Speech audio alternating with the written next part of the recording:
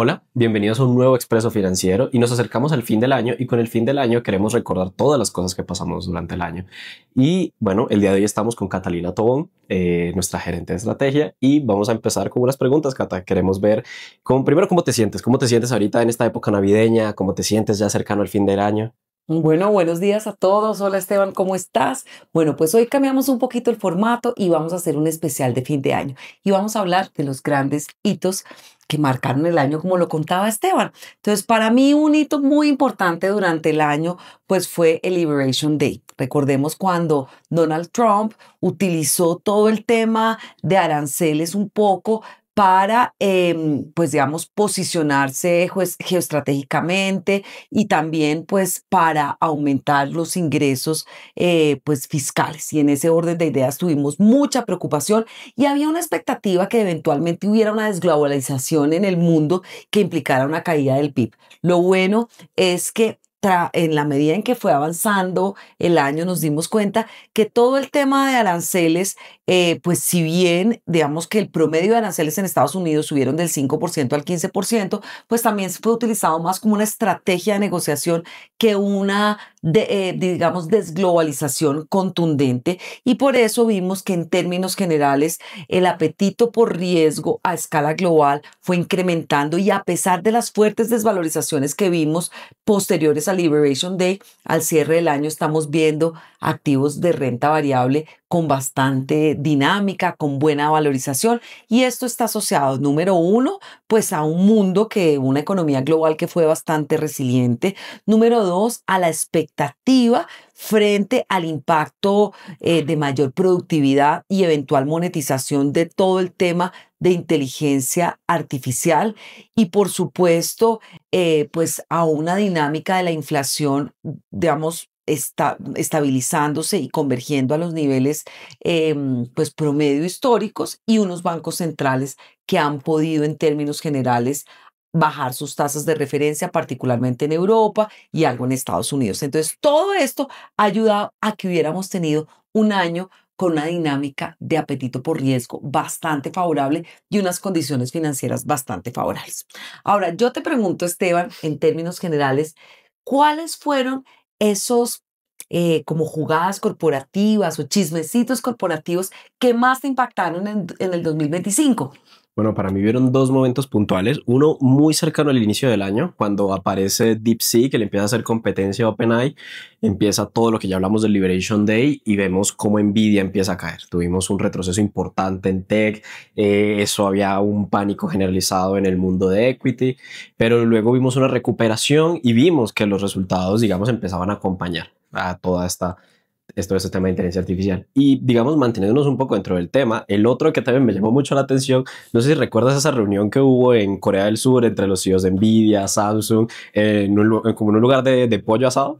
Ese día me acuerdo de ver la fotografía y era como de, miren, así es como se terminan haciendo los negocios y todos esos negocios importantes que estamos hablando de hardware, de software, de inteligencia artificial, se están cerrando en el equivalente de nosotros decir un frisbee. De acuerdo.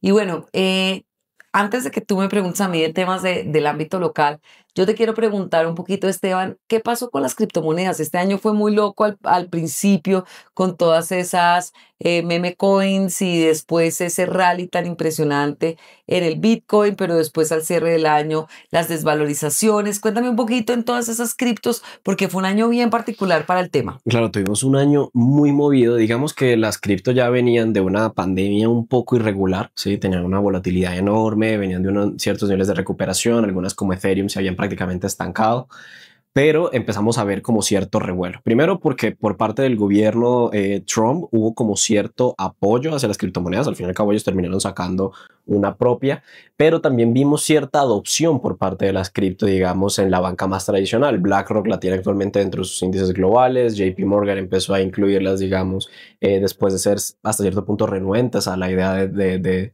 tomar posición en temas de criptoactivos. Entonces lo que empezamos a ver es eso, cada vez más empezaron a tener más aceptación dentro del mundo tradicional.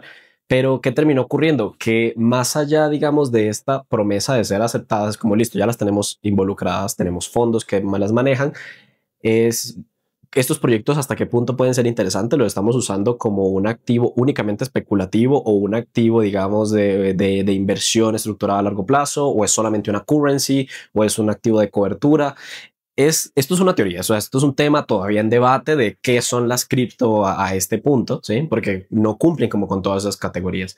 Entonces, digamos que esto ha alejado a ciertos inversionistas, ha traído nuevos inversionistas y esto le ha dado cierta estabilidad, porque lo que sí hemos visto es un aumento en la estabilidad de algunas de estas criptomonedas más establecidas como Bitcoin, Ethereum, Solana, pero también con el tema de los meme coins. Es que claro, como cualquiera puede terminar sacando su propia criptomoneda, hay proyectos que simplemente yo podría decir hoy quiero sacar esta criptomoneda sobre un perro, que fue por ejemplo como empezó Doge, ¿sí? Que luego empezó a tener cierto revuelo en el público y hay como esta idea de que, por ejemplo, uno puede volverse rico simplemente atinándole la criptomoneda precisa. Pero digamos que muchas de estas meme coins no tienen respaldo, son un activo de mucho riesgo, pero es que al final depende un poco también del emisor si hacen algo que uno le llama un rug pull, y es básicamente empezamos a captar rápidamente gente, tomamos toda esta captación, nos aparecemos y ya, nos fuimos con el dinero. Y ese es uno de los peligros al invertir, digamos, en este tipo de activos. Y por eso es importante tenerlos en mente. Súper, bueno, un poco el balance es que también la regulación para las criptomonedas, pues digamos, más estables, pues finalmente ha ayudado a que pues inversionistas institucionales estén presentes en este tipo de activos. Y obviamente, como lo dices tú, pues también hay otras, digamos, temas un poco más especulativos, pero pues todo el tema de institucionalización en muchas de las criptomonedas, pues ha sido un factor clave. Total. Bueno. Pero ven, yo quiero saber algo, digamos, ya pasando un poco de tema cripto para los inversionistas, digamos, más institucionales, más locales. ¿Cómo es el tema local? O sea, ¿qué viste durante el año que tú dices, uy? Sí, bueno, pues ya inversionistas institucionales, pues también aprovechando los ETFs, pues como tú lo contabas, BlackRock sacó su ETF y en Scandia pues no nos podíamos quedar atrás y también pues nos apalancamos en el ETF de BlackRock y sacamos nuestro portafolio de Bitcoin. Bueno, y pasando ya, por ejemplo, acciones locales durante el año, ¿qué momentos tú dijiste, uy, esto me parece muy chévere, muy interesante? Pues realmente tuvimos momentos muy favorables, pues vimos todo ese desenroque del grupo GEA que contribuyó muchísimo a darle más, a potenciar un poco toda esa dinámica de la renta variable local, pero pues fue extraordinario un poco como un mercado que estaba muy castigado, que no tenía pues mucha demanda de inversionistas extranjeros, cómo empezó paulatinamente a dinamizarse y tuvimos uno de los mejores años en el 2025 dentro de nuestra historia reciente en nuestro mercado local.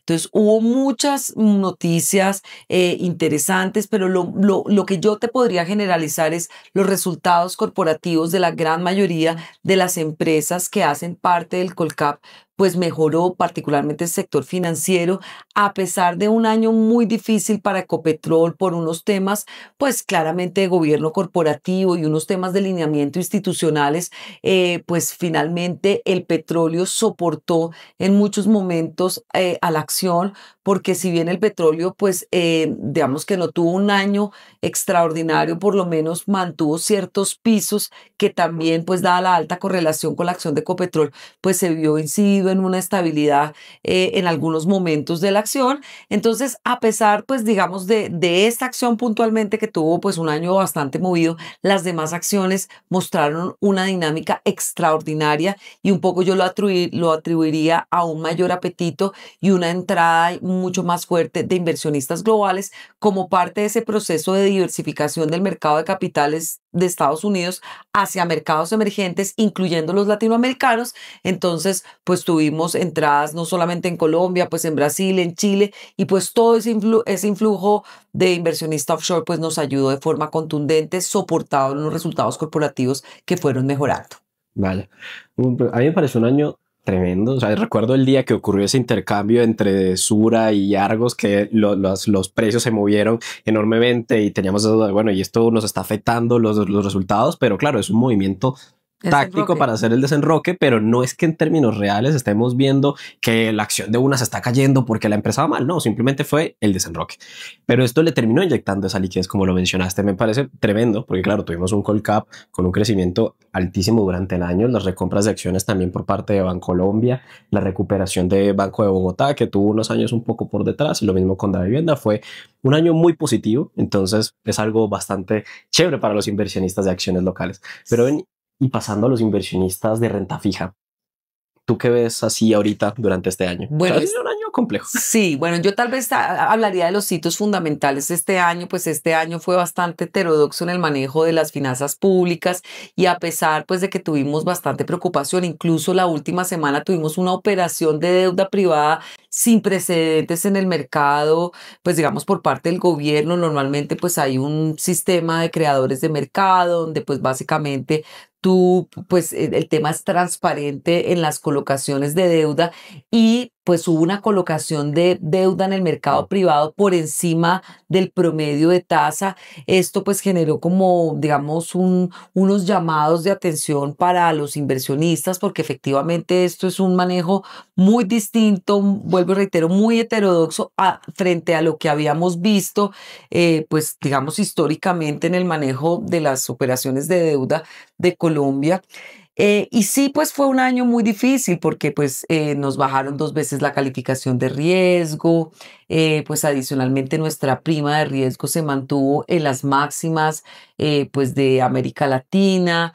Adicionalmente, pues digamos que hubo pues cambio, digamos, de jefes o de directores pues de crédito público. Entonces, el último cambio implicó pues un manejo diferente en términos de exposición a riesgo. Entonces, pues digamos que este año deja riesgos abiertos muy fuertes en materia pues, de deuda pública, riesgos cambiarios, riesgos, digamos, en materia de vencimientos. Tenemos una cantidad de vencimientos de corto plazo impresionantes el próximo año que implicarán una necesidad de rollover de deuda muy fuerte con esta operación de deuda privada. Si bien el mercado es muy optimista y dice, bueno, colocaron una deuda, pues una deuda en el, digamos, de forma privada, lo que puede implicar que posiblemente las necesidades de caja de comienzos del 2026 sean menores y esto pues puede implicar menor emisión de deuda,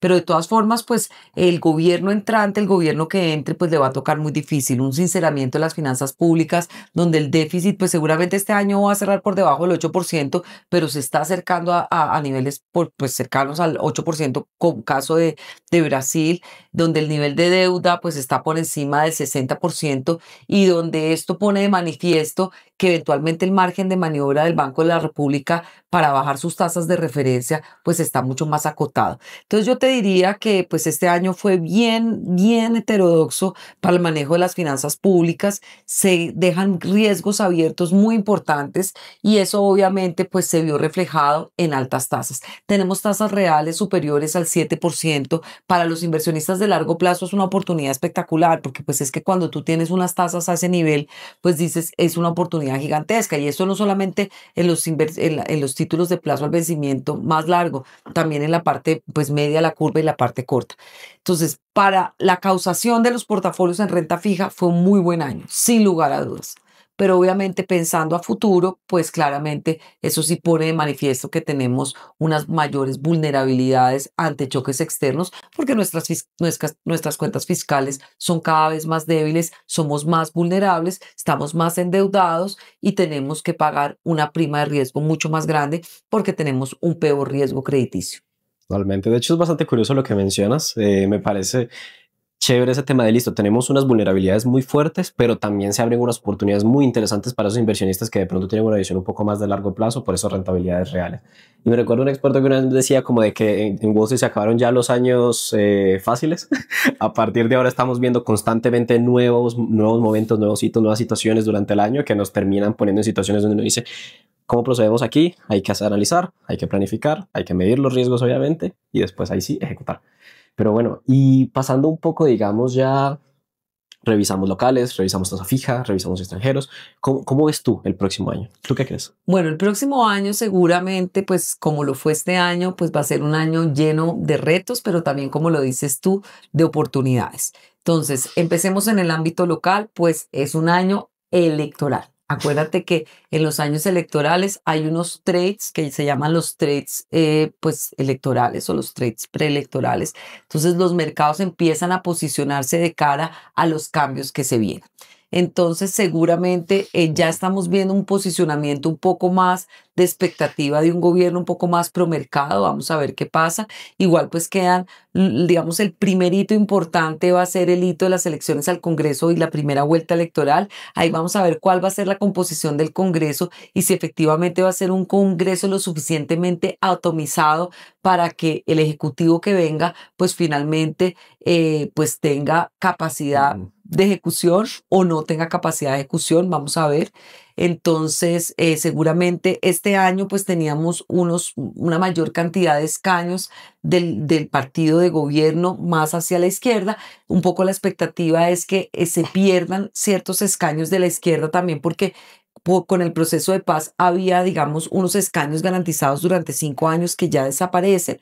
Entonces lo que vamos a ver es eso. Lo primero es cómo es la composición del Congreso, que un poco de acuerdo con los analistas políticos se esperaría que sea un Congreso con un sesgo más de centro y con menos participación de izquierda. Vamos a ver y vamos a ver cómo es la primera vuelta electoral. Todo esto es especulativo, como bien lo decimos, pero pues sin lugar a dudas va a incidir en la dinámica de los mercados porque los mercados se posicionan en ese trade preelectoral para ver si el mercado es, el ejecutivo que se elija es más promercado o menos promercado. Entonces, ese tema va a ser absolutamente clave. Por otro lado, acuérdate que este año fue un año excepcional en materia de consumo. Entonces, este año la política fiscal expansiva, las remesas internacionales, el auge cafetero ayudaron a que la economía colombiana creciera un poco más cerca al 3% que al 2%, que era lo que al principio del año estábamos esperando. Entonces, vamos a ver en el 2026 si ese momentum tan favorable de la economía colombiana continúa y esa dinámica del consumo se mantiene. Y ese pues va a ser un tema importante. Nosotros creemos que por lo menos en el primer semestre esa buena dinámica del consumo se va a mantener y estamos previendo un crecimiento total para el 2026 cercano también al 2.8%. Otro ítem fundamental del 2026 para la inflación va a ser en cuánto va a subir el salario mínimo, que lo hemos hablado 500 veces acá, pero acuérdense que la indexación es importante. Entonces, si sube mucho el salario mínimo, pues eso, pues finalmente al principio se percibe como mayor ingreso disponible, pero finalmente impacta el ingreso disponible de la gente, pues porque todo te sube como el salario mínimo, entonces ya no todo el mundo le sube el salario, le sube el salario al nivel del salario mínimo, entonces tú pierdes pues finalmente ingreso disponible. Eso, digamos, de cara al la segunda mitad del año puede impactar el bolsillo de los colombianos. Vamos a ver. Pero entonces yo te diría, el 2026 va a ser para Colombia un año bastante interesante por el tema electoral. Obviamente todo el tema inflación va a seguir siendo un factor que pueda afectar el ingreso disponible del colombiano de a pie y un poco la expectativa de los mercados, particularmente en renta fija, pero también va a ser un año lleno de oportunidades interesantes, pues efectivamente esas cábalas que haga el mercado frente a los posibles cambios en materia de política económica pueden beneficiar el mercado accionario colombiano, también el mercado de renta fija colombiano y por supuesto el dólar. Y ahí yo me meto en otro tema y ya te cedo la palabra. Este año pues fue un año también bien interesante en materia de dólar. Fuimos uno de los países de la región con mayor apreciación cambiaria a pesar de todos esos retos de deterioro de la posición fiscal y deterioro de la calidad crediticia de nuestra deuda. Pero pues vamos a ver el próximo año con el trade electoral, normalmente la volatilidad cambiaria se incrementa, tal y como lo vimos en Chile. Y ahí yo aprovecho y te pregunto un poquito también tú cómo lo estás viendo y cuáles son los hitos más importantes que estás viendo, tal vez pues de cara al mercado global en el 2026. Bueno, a nivel global, para el próximo año, lo principal, ver cómo avanza el tema de inteligencia artificial. Hay que ver si se consolidan todas estas expectativas para las compañías de inteligencia artificial. Estamos viendo nuevas alianzas. Por ahí vimos a bueno, así como un chismecito rápido, Sam Altman se le robó al director de diseño Apple de sus dispositivos electrónicos. Entonces hay como expectativas de ver si van a diseñar nuevos dispositivos por parte de OpenAI basados en inteligencia artificial. Entonces hay roces por ahí. Pero entonces el próximo año va a seguir marcado por toda la narrativa de inteligencia artificial. O sea, cuando estamos analizando proveedores, cuando estamos analizando toda la cadena de suministro de la inteligencia artificial, no solamente en hardware, sino también en software, en centros de datos, en nube, lo que estamos viendo es que esta tendencia va a continuar. ¿Cuánto tiempo? Bueno, los analistas varían. Hay algunos que mencionan que es algo de muy corto plazo, que hoy en día no están correspondiendo con las expectativas. Hay otros que sí pueden decir que hasta 2030. Entonces, varía bastante, ¿sí? Comprometerse, digamos, con esa expectativa de cuándo va a ser el fin de la inteligencia artificial es muy complicado. Pero el próximo año va a ser inteligencia artificial. Vamos a ver mucha influencia por parte de las decisiones del gobierno Trump, sobre todo porque ahí sí ya entra en marcha el Big Beautiful Bill. Entonces, ver cómo esto termina impactando los resultados de las compañías estadounidenses. Por parte de Japón, vamos a ver las nuevas implementaciones de las políticas por parte de la nueva primer ministra. Entonces, hay que ver cómo se desarrolla esto. Y hay una cosa a la que mucha gente le está prestando atención ahorita, sobre todo para nuestros inversionistas que tienen posición en Europa, y es la posibilidad de una paz en Ucrania. Entonces, esto es un evento importantísimo porque gran parte, digamos, de toda la estrategia de inversión en Europa no solamente pasa a través de bancos, a través de alimentos, digamos que han sido como los sectores más favorecidos junto con healthcare en Europa, sino que también lo que estamos viendo es esa posibilidad, bueno, si ocurre una paz en Ucrania, entonces toda esta estrategia que iba en torno a energía, en torno a defensa, en torno a construcción, ¿qué va a terminar pasando? Porque digamos, se firma una paz, entonces hay que hacer todo un proceso de reconstrucción de las zonas afectadas en Ucrania. Esos son gastos en empresas de construcción, materiales, transporte. O sea, podríamos ver una redinamización de la economía europea, especialmente cuando la enfocamos hacia Europa Oriental. Esto abre unas oportunidades interesantes, pero también qué pasa en el sentido contrario. Entonces podríamos haber un aumento de gastos en defensa por parte de algunos países, particularmente Alemania. Entonces, digamos que este es como un evento bastante importante para el próximo año, porque ahorita se están viendo muchas más negociaciones. Estamos viendo Ucrania que directamente ya se dio el tema de quedarse, formar parte de la OTAN, ¿sí? Entonces se buscaría como una zona de desmilitarización, una zona como libre de toda esta influencia, tanto rusa como por parte de la OTAN. Entonces hay que ver cómo evoluciona este tema. Es como uno de los factores más importantes para Europa en este momento, a lo que se le está prestando atención. Por parte del Reino Unido tienen una situación muy, muy delicada, ¿sí? Porque digamos que se espera que sus utilidades para el próximo año mejoren, ¿sí? Sobre todo por encima de lo que teníamos por parte de la Unión Europea, y esto podría abrir oportunidades interesantes para los inversionistas en Reino Unido, pero no hay como un evento catalizador que todavía nos pueda decir Reino Unido es la posición adecuada. Entonces ahí nos mantenemos un poco más cautelosos. Y a nivel, digamos, de todo este tema político, lo que sí efectivamente en Latinoamérica estamos viendo un giro un poco más hacia la derecha. Por parte de Argentina tuvimos como una situación un poco complicada. Están intentando manejar todos los temas de deuda y déficit que tienen, que bueno, Argentina es un país complejo, ¿sí? De analizar por toda la trayectoria histórica que tienen, por los niveles del costo de la deuda que tiene Argentina. Recuerdo que hace unos años veíamos bonos en dólar con tasas del 24%.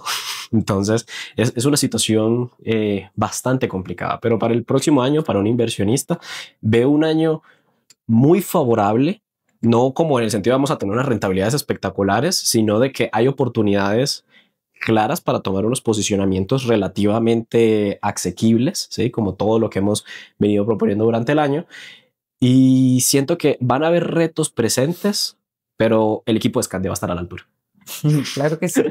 Bueno, pues hemos hecho un balance bastante interesante. Yo tal vez haría el wrap-up de que efectivamente fue un año donde los resultados financieros pues nos acompañaron tanto en deuda privada, deuda pública, renta variable. Tuvimos un muy buen año con el dólar y efectivamente pues digamos que las valoraciones o las valuations de muchos de los activos pues están digamos en niveles pues relativamente altos. Sin embargo, en materia fundamental, pues efectivamente podría seguir habiendo un soporte y en la medida en que haya muchos retos en el ámbito geopolítico, en el ámbito, pues digamos como bien lo decías tú, pues quien controla pues también la tecnología controla la seguridad, el tema de tierras raras, el tema pues los grandes megatrends de transición energética, de inteligencia artificial, de envejecimiento poblacional, etcétera, etcétera, van a seguir presentes, pero todo eso pues si bien eventualmente puede tener momentos de volatilidad, también puede generar oportunidades bien interesantes de entrada. Entonces, estamos empezando el 2026 llenos pues de esperanza frente a lo que se viene, listos para capturar esas oportunidades, no solamente estratégicas, sino también tácticas.